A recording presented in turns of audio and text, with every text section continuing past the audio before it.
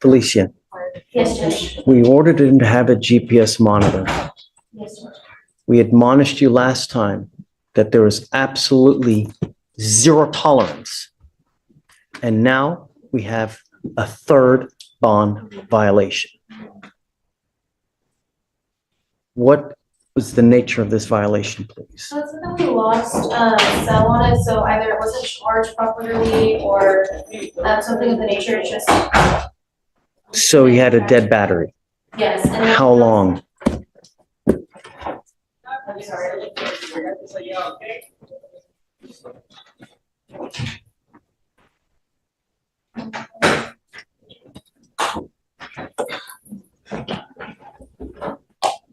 I'm sorry, Judge. Take your time. I'm no rush.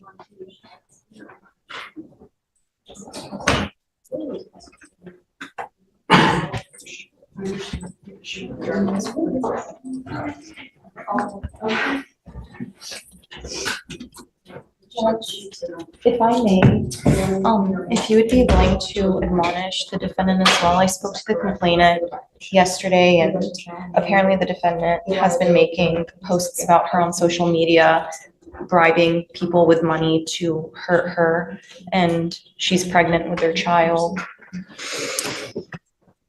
Judge, this complaining witness has been sending a bunch of messages to my client. She's been harassing him. I actually advise. Show me. I advise. Show me. I did ask her to send me screenshots and everything, Judge, and she said that We'll have a hearing. Show me.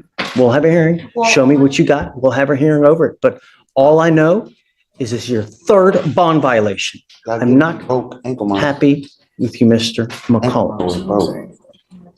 Judge, I saw that I don't think it turned back on at all from what I'm seeing on my end. But whenever he did report yesterday to have the device inspected, and they did just tell me that he did receive a new charger and new device. When did it die?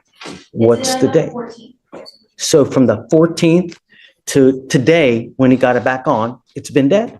He got it on yesterday, Judge. Yes. Well, it was on To yesterday. the 17th.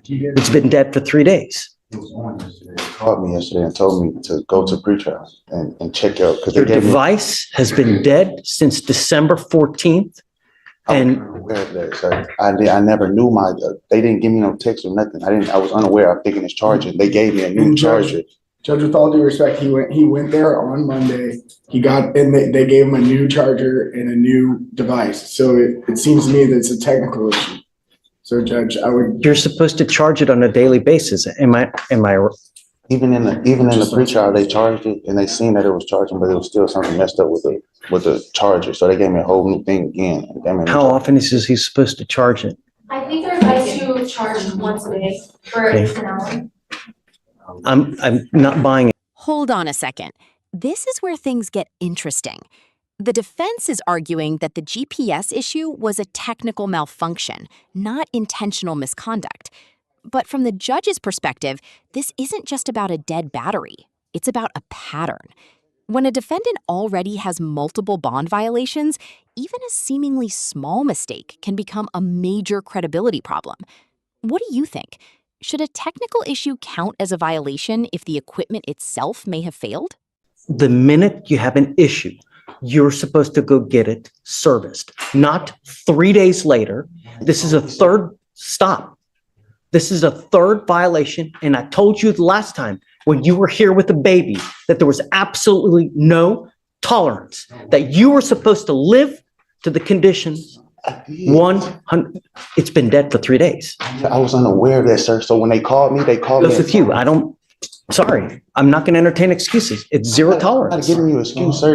They gave me a new charger and a new monitor. Judge. It's not like I didn't mess up anything. As soon as they called me, I come on, talk to your attorney. Judge, would you allow me to escort him up to felony court so that he can go take his plea today?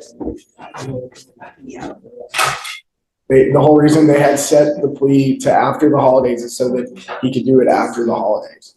And I believe part of this deal would see this case go away, and he's going to be on probation for 2 years upstairs. So I really don't see the benefit to society. I mean, if you want to go see if that's something that you guys can work upstairs, I can ask if they'll escort him upstairs, but I can't continue to play this game, Hunter. I understand, You know, Judge. I mean, really, we ask you over and over and over to comply. I'm not asking for much, I right? understand, And Judge. it's been dead for 3 days. You know it's been dead because you're supposed to charge it. So you're supposed to charge it on a daily basis. So for you to come here and tell me, I didn't know, it's disingenuous. It's just not true. So, but My I'm frustration happy as to a acquiesce. attorney is I've seen this with multiple clients where there are technical issues that happen with these devices. I've seen it with multiple clients where they're unable to charge. Okay, if you see it on the 14th that you have issues, then you go immediately. You don't wait 3 to 4 days later, especially when you've had violation after violation after violation. I think that your complaining witness may be here too. Rosette, CW may be here as well. Judge, I'm not sure. So, I don't know, Hunter, just, I believe that's for a judge. okay, ma'am, please, don't.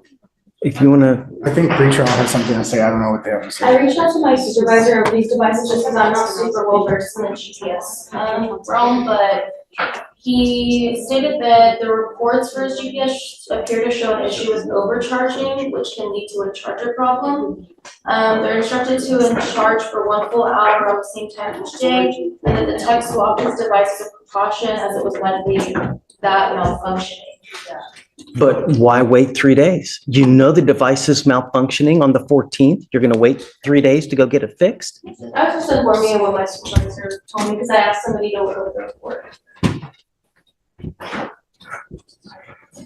I don't know what to tell you, I Hunter. mean, Judge, it You know. sounds like he was overcharging. He was doing more than No, I- prior.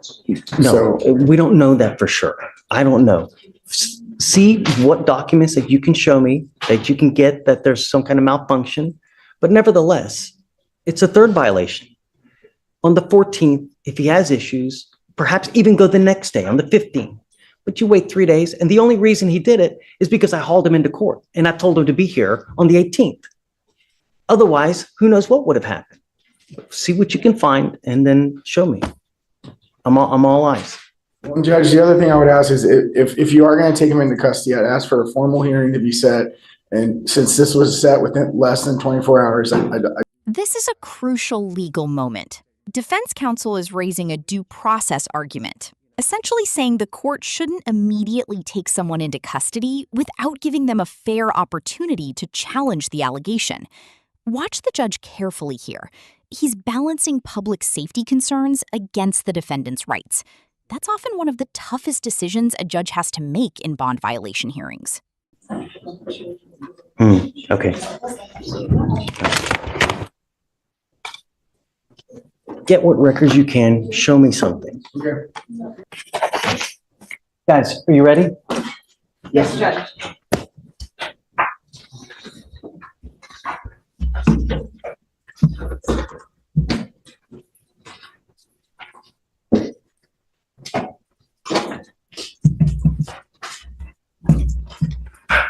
There are times in life when you run into people, they can be a complete cancer to your life. Some people thrive on drama. That's how they get off. That's all they like. They like to just create. If you have people in your life like that, it's probably advisable to cut ties, because if not, they're just going to bring you down. We all have people like that in our life. We do. I do. I have people that are constantly after me as well. I do everything in my power to get away so that it doesn't bring you down. The problem is, Mr. McCollum, is when we have situations where there are repeated bond violations, I take issue with that. And I can't let people go when they continue to have violations. But I want to know that it's a true violation.